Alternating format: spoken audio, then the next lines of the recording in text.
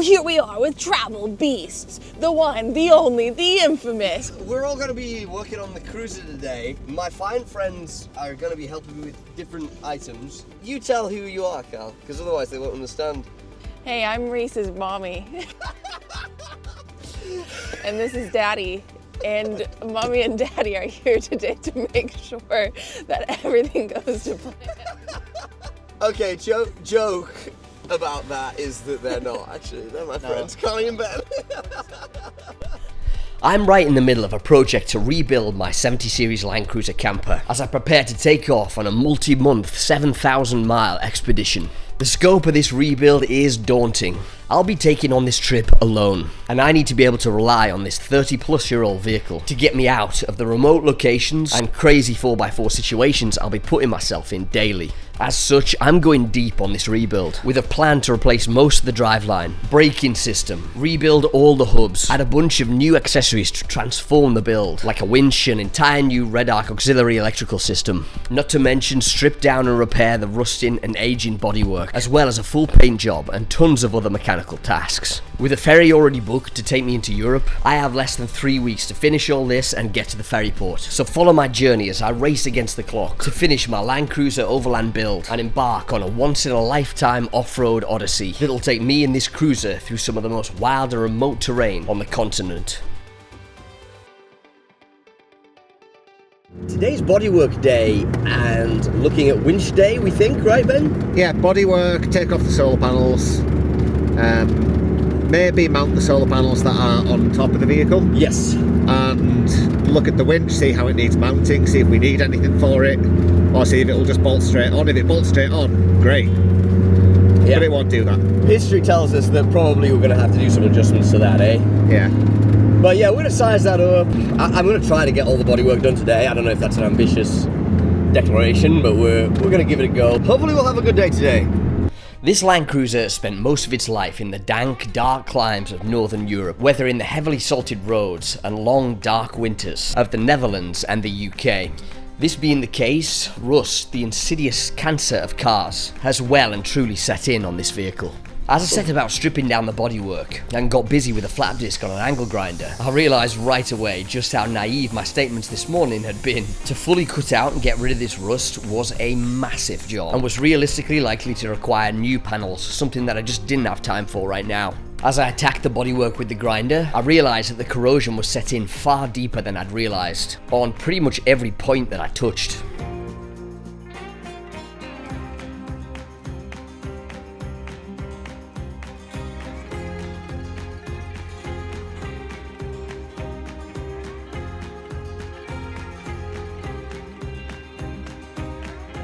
Alright, so I've just been having kind of a bit of a rethink on things because the deadline for my ferry is fast approaching. I've only got 9 days before I have to leave, and we're nowhere near as far through this project as I thought we were going to be. So with some reluctance, I've decided that we're going to just make a bit of a patch job on the bodywork rather than trying to do the whole thing, because that's what's going to take the time here. So by kind of just making the vital repairs to the rusty panels and saying, okay, I'm going to go and get it done at a professional body shop somewhere that's cheaper, maybe Morocco. It means that I'll get out of here sooner and be able to do all the other jobs that would otherwise be neglected by the bodywork time.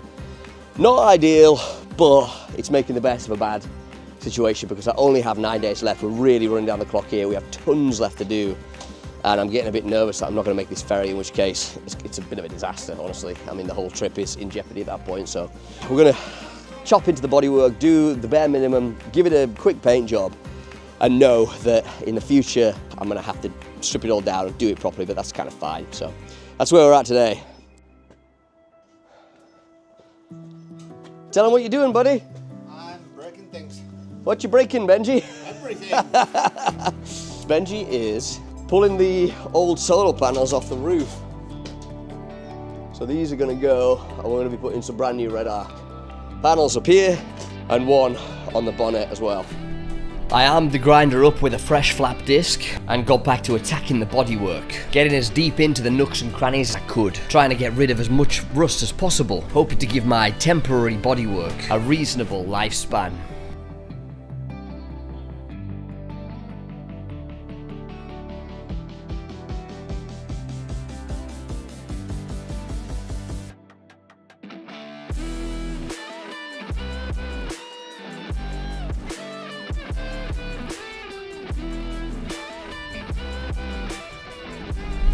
Alright, so I've cut this little piece of steel, which is going to go in here.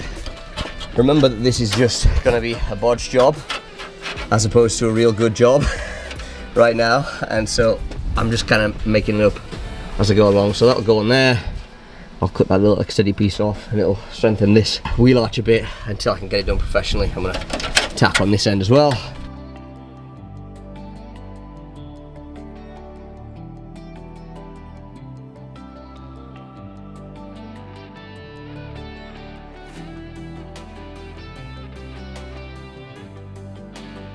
It's not the most beautiful thing I've ever seen, but I do think it's going to strengthen this considerably.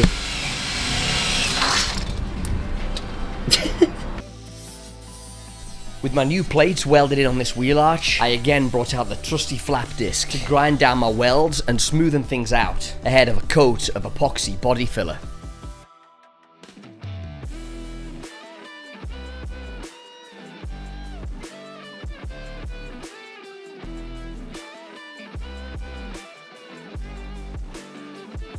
So something that's always been a problem with this car is that the bonnet sits too low, and it's because the weight of it punched through here a while ago. So what I did in the past was welded this plate on here and then tapped the plate, but it never sat high enough, so it was always rubbing. You can see here it's been rubbing on the grill on both sides, and it just looks a bit off. So right now I'm just gonna put these supports back in, but weld a nut captive on the top, so that I can have these screwed out further, you know. So I'm just kind of like building that up.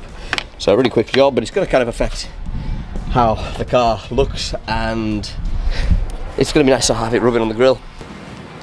So for this, I've just got a M8 nut and an M8 stainless screw, and so I'm going to put that in the hole so it doesn't deviate from it, weld it on, and then pull this out with an impactor if necessary. I used the welder to tack weld what was going to become my new captive nuts onto both sides of the Land Cruiser front grille. I then welded a full seam all around the perimeter of each one of the nuts. I knew from experience here that these mounting points were going to be taking a lot of weight and force. The weight of the bonnet itself is already considerable, and add to that the weight of the solar panel that usually sits on here, and compound it by the slamming force of hitting ruts and potholes all day off-road, and you can see why a really strong mounting point is very much necessary here. A lot of this steel on the bodywork, the original stuff, is like paper thin, so I'm just blowing holes in it. Realistically, I'm going to need to replace basically every panel on this truck at some point. This bonnet's knackered, the wings are knackered, the arches are knackered, the bulkhead's knackered. I mean, it needs a new body. For now, we'll keep going.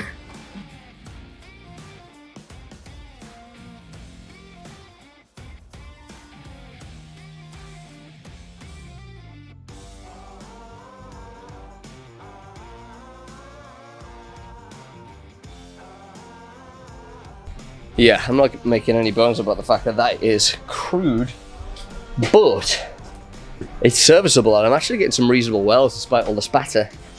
So I feel pretty alright about that, you know. It's going to last for a couple of years, I think, if it has to. Ideally, I would be going down to Morocco and go to a professional body shop, finding someone maybe with a body, one of these I could use as a donor car, and take the doors, the arches, the wings, all that stuff.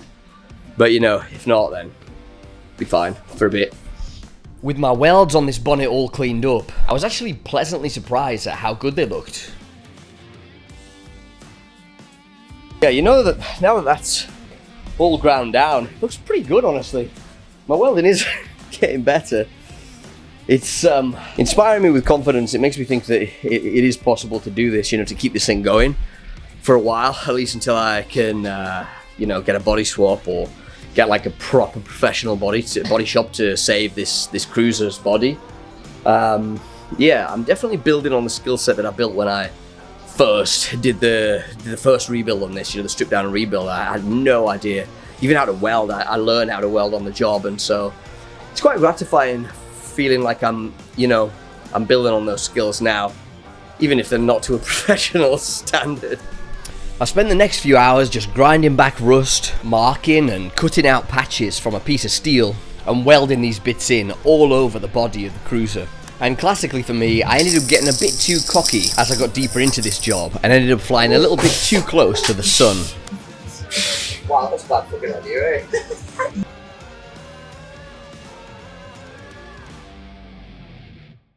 check this out. So I've got the leaf and rain grill off here, and I'm kind of tackling the bulkhead here. I've got a perennial leak that comes through the bulkhead and drips down onto my foot while I'm driving when it's raining, and obviously saturates both footwells, which is leading to all kinds of problems inside.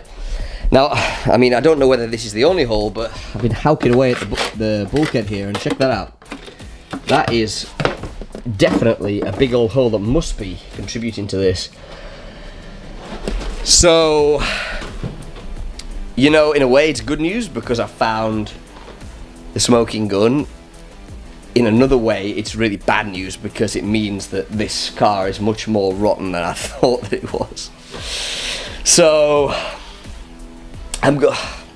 this is the thing, like I keep going back and forward on what I'm going to do with this eventually. I am ultimately thinking that I'll probably have to replace the entire body on the car, like get a donor body from like Saudi Arabia or somewhere where it's hot and dry and this rust hasn't taken hold like it always does in Europe and colder climates, and swap it out. For now, I'm going to scrape all of this out. I'm going to try to get a clean welding surface, and I'm going to try to weld some plates on. How successful it'll be, I don't really know, but I'm thinking if I can get some plates in there, it'll at least stop the leak for a bit, and then I could deal with this later. But yeah, as it stands, this is totally untenable. I mean, look at this. Great big bloody holes all the way in. Horrible. I mean, that is just powder. Yeah, if I could get a plate in there, I'd be kind of happy. I'll find more down here, there's no doubt about it. And then, you know, for the rest of it, and for now, if I have to weld what I can, fill the rest of it with Sikaflex, just gunk it in there, big old seam of of sealant. It'll hopefully do it for the next few years at least. God, life with a 30-plus-year-old vehicle. Honestly, it's a life sentence. See, I have actually gunked this up with some sealant in the past, on the last rebuild. Multiple freaking rebuilds right now, but yeah, I have done that, and obviously it's still rusted out, of course. I almost wonder if I should be, you know, this is a two-part bulkhead and windscreen frame. The idea was that this would be a convertible. So there's hinges that go on here, and the idea was that, you know, when these cars were first made, you could take off the FRP top, drop this down, and you'd have no windscreen. Really cool idea. Like 80s, they had some really sick ideas with automotive parts, but obviously it's leading to this because of the big crack in there. And it makes me wonder whether I should just get a big bastard plate, weld it right the way along here. You know, obviously treat this rust as best I can and just weld a plate on. I feel like that might be a bad idea for several different reasons, but makes you think. I attacked the bulkhead viciously with a flathead screwdriver, making sure to get right into the cracks and crevices, scraping out all the flaky rust and powder, and trying to prepare some form of surface for welding onto. After I'd done everything that I could by hand, I got the grinder out with a flap disc and gave it a really rough time, first scraping back all the filler and getting right the way down to bare metal.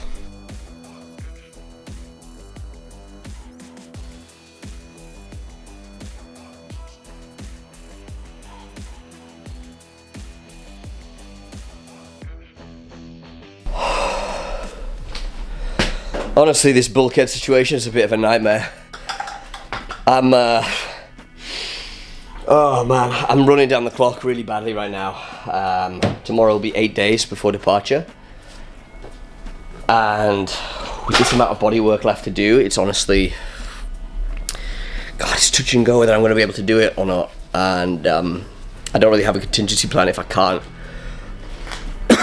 You know, do I just throw the remaining accessories and stuff into the back that I don't have time to fit and just hope I can do it on the road? But I mean, that's so far less than ideal. Or do I just take the 500 quid as a loss on the ferry and then take the Channel Tunnel later when I can? I mean, I really don't want to lose 500 quid right now.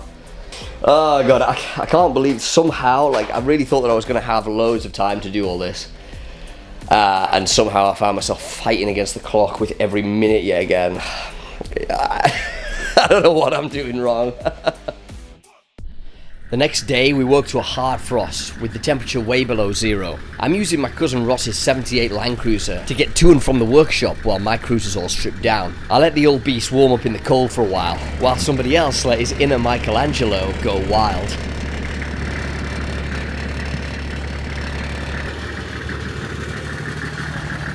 What you got to say to me, Ben? I'm looking for what my scraper is going to be today. Ah, the scraper. Talk. Talk. But you're going to destroy this beautiful artwork. We're going to be heading to the garage in just a second. We've just got to thaw Ross's Land Cruiser out before we get down there, because it's absolutely Baltic. I think it was -4 last night. Right. How you going there, girl? Good, Reese, there's so much space. Excellent news. Excellent. Oh, yeah. Having a good time, huh? Give me that. Here you go. Now you get in. All right. Show us how you get it. Oh, right. It's just like a normal person, basically. Here we are, we're in the garage. It's a really lovely sunny day, if freezing cold. We're gonna do some stuff. Yeesh.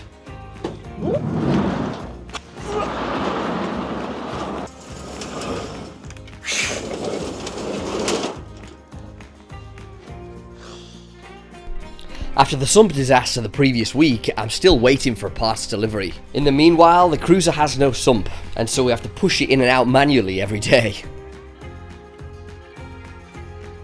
Alright, we're back at the garage. This is one of the coldest ones yet.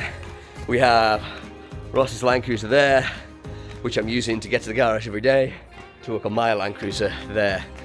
So we have here today the winch bar, and we're gonna fit up the winch to see how it fits and work out how it's gonna go onto the vehicle. This is a really big moment. If you follow me for a while, you'll know that having a winch is something that I haven't had and has proved to be a problem for quite some time, and a lot of you guys I know are waiting for me to fit a freaking winch, so today's the day for that. And it's a veritable hive of activity in here today with the incompetent crew. It actually just sounds like I'm insulting you, doesn't it?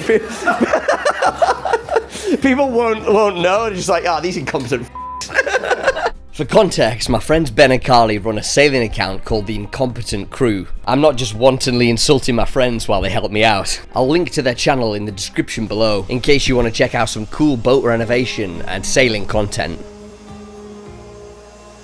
Here you'll see that we've totally stripped down the camper as well as the main vehicle body. The plan is to do a full paint job, and Karli's sanding and preparing the camper cell body ahead of a coat of epoxy body filler on some of the worst scratches, after which we'll get it primed and eventually painted.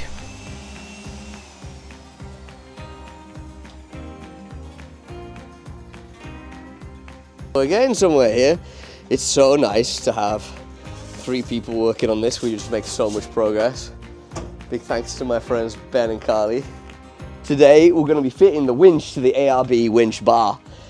This is a Winch Max winch from Amazon. It's around about 400 quid, around $500, and it comes well reviewed. We're not sure what the quality is going to be like, but we're kind of getting into the install right now. It's on the lower end of the price point, and I didn't want to spend a massive amount of money on the winch, to be quite honest. If you go for like a more expensive brand, you're looking at like two and a half. This thing's kind of 400, and I thought, well, it's going to be better than not having a winch. But honestly, I think we're pretty impressed with the build quality of this and the kit. What do you think about it, Benji? Seems good so far. It is a £13,500 winch, which is about 6 tons. It comes with a synthetic Dyneema winch cable. Comes with a nice spare lead to bolt on to protect the cable. It comes with the full wiring loop, which we will be installing. So we don't need to buy any more cables to go with it, we don't think. We'll have to have a little bit of a measure, but it seems like everything is supplied that we need to make it work. Feels good. The quality of the kit that comes with it is honestly surprisingly good. Like, all these things are pre-crimped and heat shrinked. The kit, honestly, for 400 quid, it's more than I was expecting. I couldn't make it for 400 quid. There you go, lad. Yeah, so we'll get into the install and kind of let you know how we go as we get into it. As Ben and I sized up the winch for installation, Karli continued with her diligent prep of the bodywork. Yeah. Well, we're filling in the bodywork. Look, Reese is a really good driver, and it's the trees that come out and attack him. So you have like some small ones over here. Yeah. And that's fine. We'll fold them up, and then you got some biggies. You can see A few biggies. a few biggies back there. Oh yeah, that's some nice epoxy you're doing on there, Cal. So I think it'll take a couple of different layers. Yeah. Of epoxy, sand, acid, and sand. I reckon so. Very good. It's a funny thing, that was the scratches that I asked you guys whether you think that I should repair or not, and literally everybody that commented said don't bother, just paint over them, but I decided just because I'm a glutton for punishment that I was going to repair them. So yeah, I didn't follow your advice, and probably I'm going to regret my life choices after that, so we'll see. My vote was on the just paint over it or cherish them as battle scars. Exactly. Literally everybody except me decided that it was a good idea to just leave them, but yeah, glutton for punishment, as is basically my entire life with owning a 30-plus-year-old Land Cruiser. So yeah, the thing that I'm going to be doing today is carrying on with bodywork. So we were doing this yesterday, a whole load of welding on here. I got into the bulkhead last night, so I'm going to try and weld some plates on here and continue with epoxy body filler on here. We got the winch sized up against the winch bar. This is going to bolt up into here. Is that the only 4 fixing bolts it has, eh? Yeah. Well, it's going to be pulling it against the winch itself. So Yeah, really. I can see what you mean, yeah. All right, man, so if you offer that up, I will start feeding these in. Yeah. We'll get that one in there. Nice. Good shout.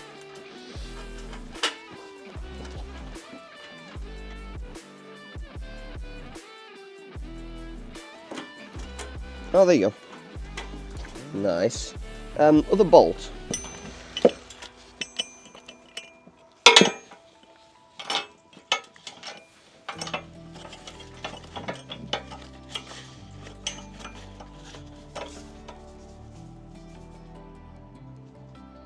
Alright, so I've got the winch bolted up from the front here.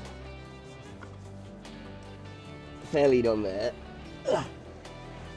Got Cal sanding body and grill, so this can go back on.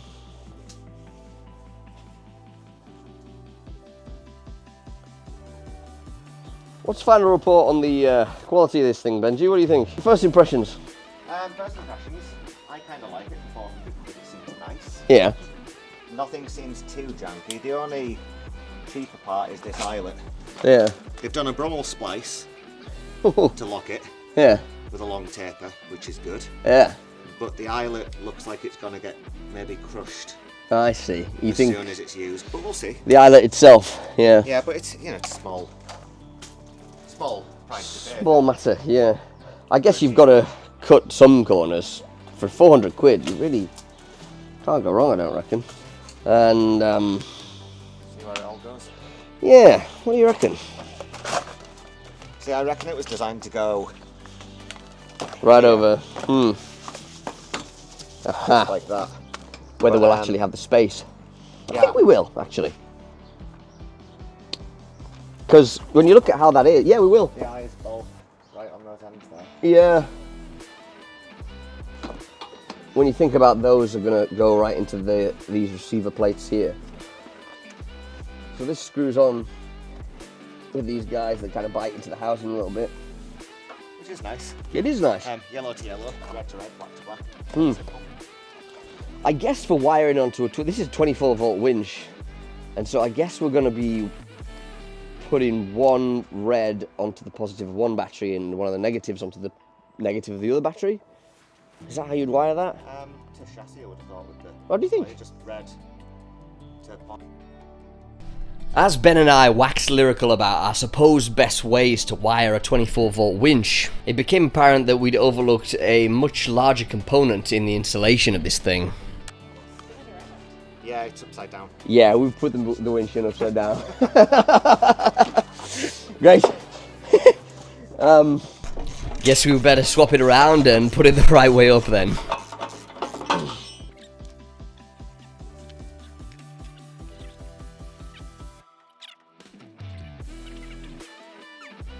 With the winch flipped around and bolted up at the right configuration, it was time to lift the whole assembly up onto the cruiser and get the bull bar mounted up to the chassis rails.